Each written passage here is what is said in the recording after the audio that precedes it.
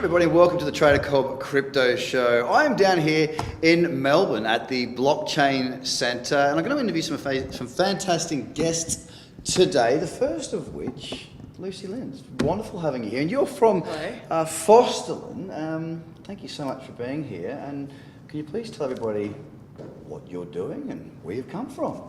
Yeah, so nice to be here. From Sydney, but in Melbourne today. So I'm the founder of Fosterland. It's a blockchain marketing consultancy, and yeah, so very much in this space. All right, and I mean, you're in the consultancy world. From my understanding, you've come from marketing background. Do you want to tell us a bit about your past, how you got to here? I guess what your expertise lies in. Sure. So I've worked 15 years in marketing. I've worked pretty much, a lot of it is in corporate life. I've worked in American Express, AMP, Qantas, HERE Technologies, etc. Yep. And I've also founded award-winning startups, mobile apps before. And I've made the leap into blockchain about a year ago.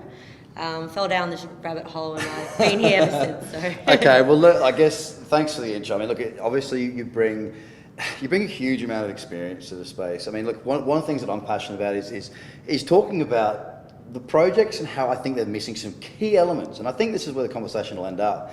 Because, I mean, guys, those who've been watching and listening to the podcast and the show that I do, I talk about the missed opportunity for a lot of projects, and I think this is the void that you're filling. And when I say missed opportunity, I mean you've seen it, Lucy. We go to these events and they sit down and they pitch their project, and you're sitting there going, "Oh my goodness, this could be the best investment of my life, but I'm not going to invest because I don't know what you're talking about." They're talking to the 1% because the CTO talking about the tech. I don't care about the tech. I'm an investor. You need to connect with me to get my Ethereum or whatever they're raising for. Is that effectively what you're trying to help with, the message of different projects in particular, or is it more of a corporate space? Like, do you want to introduce us a bit more to your niche, if there is one?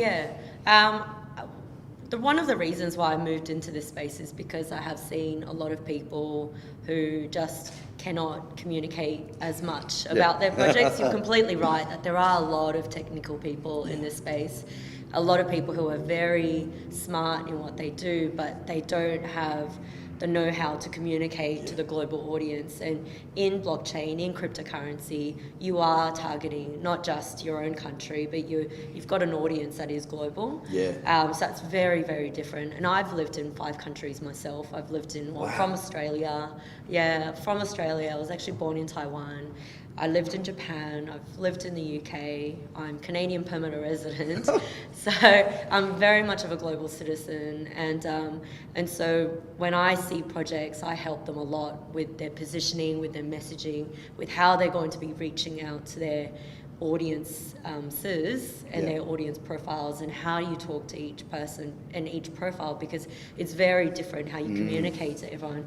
It's very different how you talk to investors, to how you talk to the community, to how you talk to hedge funds, how you talk to whoever else, and to the media and all these other people. I tell you what, I haven't thought of all the different. I mean, it's basically a tree, right? I mean, you've got the core trunk, which is effectively the project, but you've got to communicate. You've got to connect with so many different areas. That's right. And I mean, I'm seeing the conversation that I have with guests on the show, which some of them are very good at speaking. Most of them are, to be fair. We work with them in a way that, if we're conversing like this, it's easier for me to get the things out that we actually want to hear. We don't talk big on tech on this show because I don't know much about that sort of side of it. But you're right, like talking to the VC model is becoming very popular these days because it's becoming more and more difficult to raise from the crowd, but also because it's a natural progression. We talk about institutional money coming into the space, and this is a way that they're entering into the space. So, I mean, you talked about, I know you've done work with some projects in the past. That's right, I think you've notably worked with some fairly decent raising. You don't have to talk about the projects if you don't want to, but what's the success that you've had in the past? You want to just walk us through some of the challenges that you've had, how you've overcome those things, and sort of what you raised in the past? Okay, so I've worked on a number of projects in this space. So one of them being Australia's largest ICO. It's called Haven. It's a stable coin. So Haven raised $30 million US. We closed it out in about 90 minutes. 90 minutes? The public sale. So a lot of it was done in private sale, but then 90 minutes in the public sale. It was highly successful. We had 127,000 people in our Telegram group. It's one of the largest in crypto history. Wow. When I started, we had 60 people, and I was the head of marketing for that project. It was just a lot of FOMO, a lot of build up. Perfection. What you need, what they want. Everyone wants that. Yeah, Right? growing the community. Huge part of crypto and blockchain is education. So I find myself also doing a lot of education. So whether it is to crypto projects, to blockchain projects, to institutions, to corporations, a lot of my job is to educate people about this space, about the global audience, about what trends are coming and what things are going to be turning into. I mean, even in the last year that I've been in this space, it's changed a lot, and you would know this, Craig. It's completely changed from even a few months ago. Like, we're in a complete bear market compared to where we were a year ago, so it's very different. What you said there, I want to sort of angle into, if we could, about the trends. Okay, as you quite rightly said, we've all been in the space, or for those of us who've been around for say a year, and that's me. Right? A bit over a year. Obviously, my first birthday in blockchain. Congratulations! Thank you. I've turned one. But for me, it was just a market. So I traded the market. I invest in the space as well. But I'm constantly learning, and I get to learn at a rapid pace by speaking to people like yourself. It's changed. It's changing. It's evolving. And that's why I'm so excited to be here and so passionate about focusing all my attention in this space. But in that period of time, there has been change. Okay, this time last year, there was no talk of major hedge funds, major corporates. Nobody was talking about Bitcoin, crypto, blockchain, and if they were, it was at a very hush-hush level. We can't associate with any of this. Now, that wave has shifted. It sort of started to shift. There was interest around that October, November, December period. Correct. And then we sort of saw it come off, but it kick-started a new wave of interest into the space, which is what we need. What have you seen, I guess, what trends have you seen that have passed, and what do you think's coming? Where do you think we are in the evolution of the space at the moment? Yeah, well, I think, a year ago, ICOs were just exploding and taking off, and then there's a huge amount, like to the run up to the end of last year in December, when we saw Australian prices was 23,000 for Bitcoin. Unheard of, Literally. Literally that's unheard. a lot, especially in AUD, so it's very different now, and there was a lot of people in the market, a lot of interest, and if you look at all the social media communities, there was a lot of talk, a lot of conversation, whereas now it's been, I think, if you look at a lot of telegrams, you look at a lot of the social media, people aren't reading as much, people aren't engaging as much, people are not listening as much to any of the podcasts, etc. So it's changed a lot in that sense. It's a hell of a lot easier to market in an environment last year than it is right now. So it's very different. It's very difficult also to raise money at this time. Yeah, absolutely. Because, everyone's kind of holding on to their money during a bear market. So that's a huge trend that's changing. But also another one is, with the ICOs, I think it's definitely, it's probably going to be phasing out soon. A lot of security tokens are coming in. Yep, that's the next wave. Yeah, and what I see is a lot of existing businesses are turning themselves into tokenization. So asset-backed tokens is what I see is probably going to be the next wave, and everything's going to be, well, not everything, but a lot of things is security tokens, and I think people want, as this whole market is maturing and growing up, people want to see live projects that's already in existence, not an idea from it's not going to be two guys in a garage anymore with an idea and raising hundreds of millions of dollars. That is long past. It's no more. And it's good because we're getting rid of all these people in the space. The fittest survive. We've got real businesses coming into the space. I love the security token aspect because I'm with you. I'm excited about tokenizing things that we didn't have exposure to in the past. I mean, if I want to have part of my property portfolio in Beverly Hills, let me buy tokens in a.